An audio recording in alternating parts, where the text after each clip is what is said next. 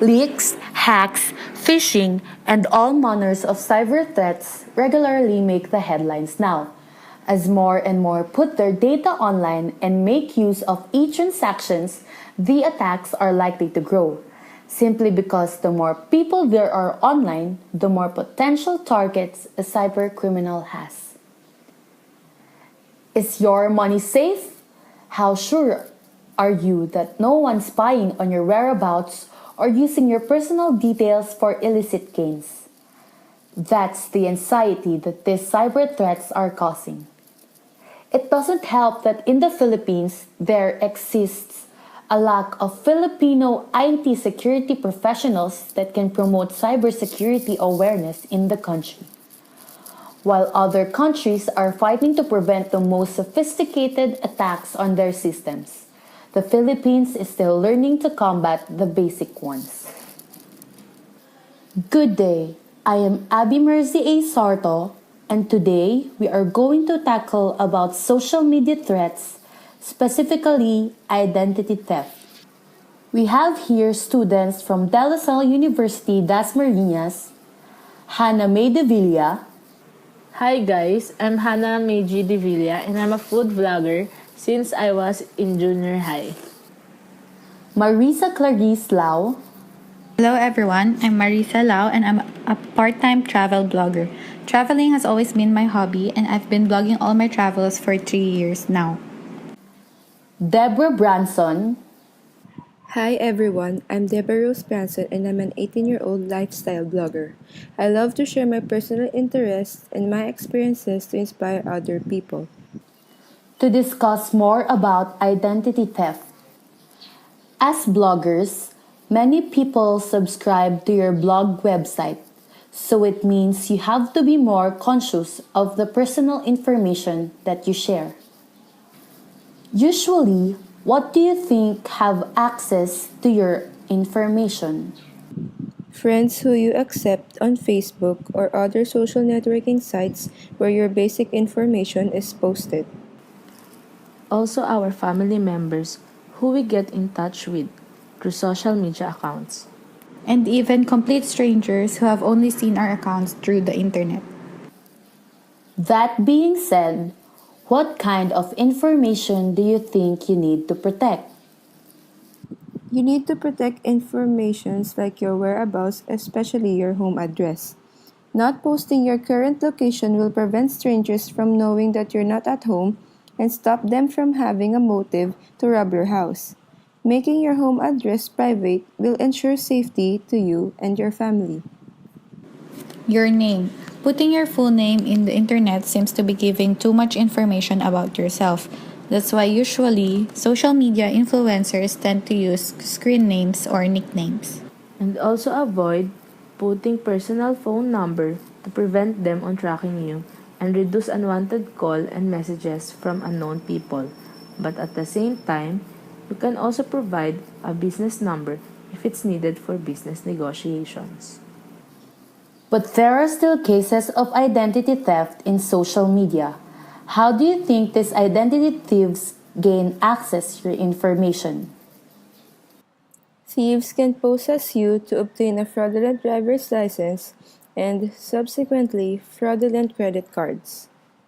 Almost always, thieves will utilize a different mailing address from your own, allowing them to operate without your knowledge. Thieves can also utilize this information to apply for loans, remove money from your personal accounts, and even apply for a job. By using these methods, thousands of dollars can either be stolen or charged in your name in a very short period of time. Some methods thieves use to obtain this information are dumpster diving, which is going through your trash to look for bills and other discarded papers with your personal information on it, and skimming that involves using a special device when your debit or credit card is being processed.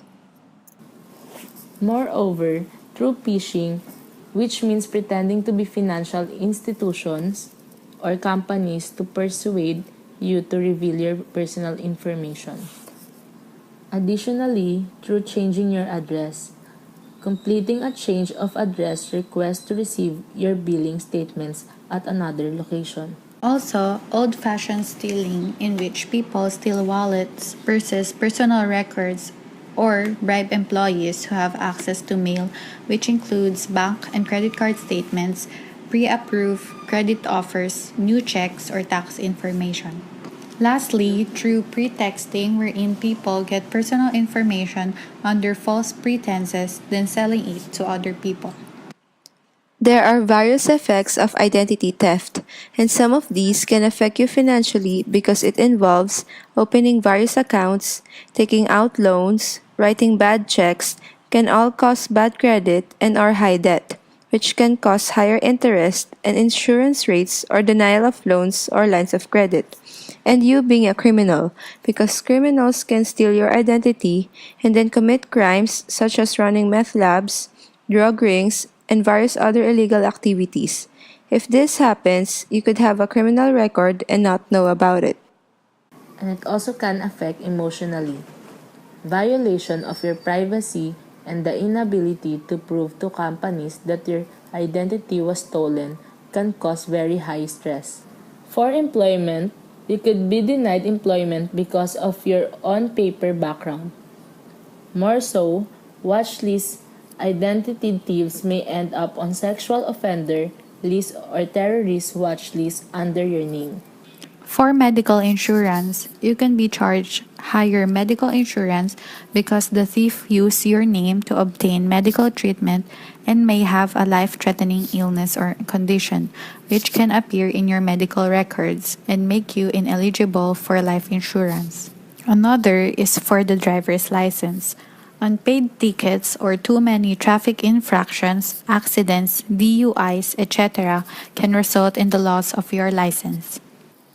What advice can you give to our listeners regarding to this issue protecting your identity in social media sites like Facebook, Twitter, Instagram, Snapchat, Tumblr, Pinterest, and mails? To prevent identity theft, do not give out your personal information over the telephone, mail, or internet unless you know with whom you are dealing. Ask questions for verification. Shred all documents using a crosscut shredder that contain personal information like bank statements or credit card bills. When using the internet, create hard to guess passwords for personal accounts and utilize up to date antivirus software and firewalls to protect against hackers. Do not submit your credit card or social security numbers to websites that do not utilize encryption, the padlock symbol that appears next to the search bar. Also, never save or store your personal information for later use, especially on public computers like in a library. Try to conduct business only on a personal computer, not a public one, like in internet cafes. And also, make sure that your credit card and bank statements arrive on time. If you request a new credit or bank card and haven't received it in a timely fashion, follow up with the bank or credit card company. These may be signs someone could have changed your mailing address. Thoroughly review your credit card and bank statements for errors. Do not assume a charge that you don't recognize was made by a spouse. Always ask to be sure. Cancel and deactivate all credit and bank cards that you do not use, and be sure to store them in a secure location inside of your home when not in use. Carry only the cards you plan on using on a particular day, and make sure you keep them safe in your wallet or purse. Take precautions at the ATM or checkout line to be sure someone isn't looking over your shoulder for your PIN. When traveling, use prepaid credit cards with limited funds or call your bank and let them know where you are and the length of your stay so they can monitor your cards for any suspicious use. Place mobile or email alerts on your credit cards. Do not carry a checkbook, use cash or credit. Do not carry your social security card on you or ever use it as a password or driver's license number. Order your credit card report at least twice a year from the three major credit bureaus. Federal law allows you to get one free credit report per bureau per year for free. If you find mistakes on any of your credit reports, take steps to begin correcting them immediately. Proper procedures are available through each bureau's website. Maintain copies of all of the original reports as well as your efforts to dispute and correct mistakes. What should you do if you fall victim to identity theft? First, file a police report with your local police department. Obtain a copy of the report that you can give to anyone, such as your bank or a credit card company who may need proof of the crime. Second, immediately close the accounts that you believe are fraudulent or have been tampered with. Available on the Federal Trade Commission's website is an ID theft affidavit to use when disputing new unauthorized accounts. Contact the fraud department of the Trade Credit Bureau and request a fraud alert on your file. In the event someone tries to open a new account or make changes to a current account, you will be contacted for verification. Lastly, file a complaint with the Federal Trade Commission. The FTC maintains a database of identity theft cases to assist in law enforcement investigations. Thank you for our guest speakers for giving us insights of information and advice about identity theft. This is Abby Mirza Sarto signing off. Thank you for listening. Have a good day.